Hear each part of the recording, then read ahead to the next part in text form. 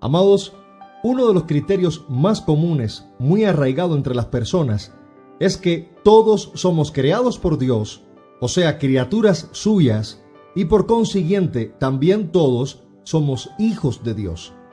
Y antes de comenzar a abordar este tema, es necesario que consideremos algunos aspectos. El primero es que la Biblia no dice que Dios tiene amor, sino que Él es amor en sí mismo y ama a su creación. Y entendamos que el ser humano es el pináculo de la propia creación de Dios. El hombre es el único ser en todo lo creado que ha sido hecho a su imagen y semejanza. Y este es un amor invaluable, sacrificial, tal cual vemos en Juan capítulo 3, versículo 16. Veamos además que Dios no hace acepción de personas, tal cual nos dice Romanos capítulo 2, versículo 11. Y que además no quiere que ninguno perezca, sino que todos, absolutamente todos y sin excepción, procedamos al arrepentimiento, tal cual vemos en 2 de Pedro capítulo 3, versículo 9. El deseo del Señor es que le conozcamos, como vemos en Jeremías 9:24 y 1 de Timoteo capítulo 2, versículos 3 y 4. Y en todo ello se manifiesta el deseo de bienestar de Dios hacia su creación y de manera sobresaliente hacia el ser humano, como vemos en Jeremías capítulo 29, versículo 11. Ahora bien, el libro de Génesis, cuyo significado es el principio o inicio de todo, en el capítulo 1 vemos cómo Dios fue creando todas las cosas.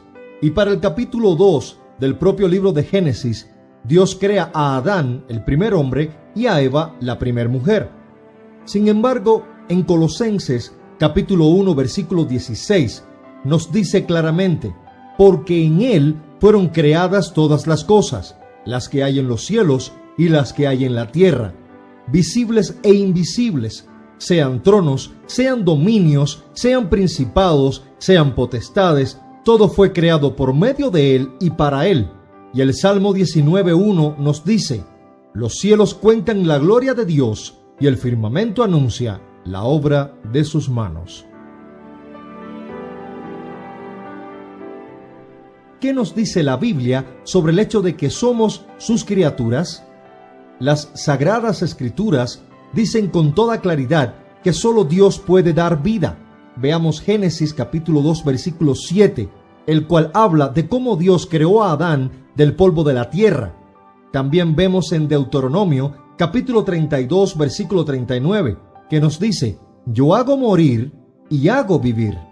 Salmos capítulo 36, versículo 9 nos dice: porque en ti está la fuente de la vida, en tu luz vemos la luz.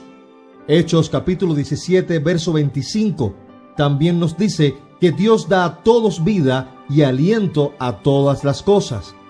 Podemos ver también Job 33:4, Nehemías 9:6, 1 de Timoteo capítulo 6, versículo 13, Juan capítulo 1, versículos 3 y 4, Jeremías 38:16, Ezequiel 16:6, 1 de Samuel 2:6, y así sucesivamente un gran número de versículos en todas las Sagradas Escrituras que nos dicen cómo fuimos creados y subsistimos por la gracia y la misericordia de Dios. O sea, es una total certeza bíblica de la única e inerrante verdad de que todos somos creación de Dios.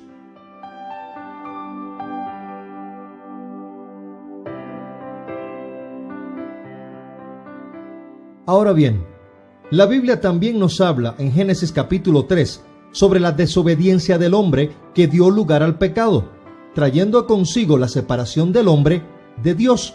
Y no fue hasta la venida de Cristo que pudo ser mitigada la santa y justa ira de Dios por medio del santo sacrificio de Jesús en la cruz del Calvario.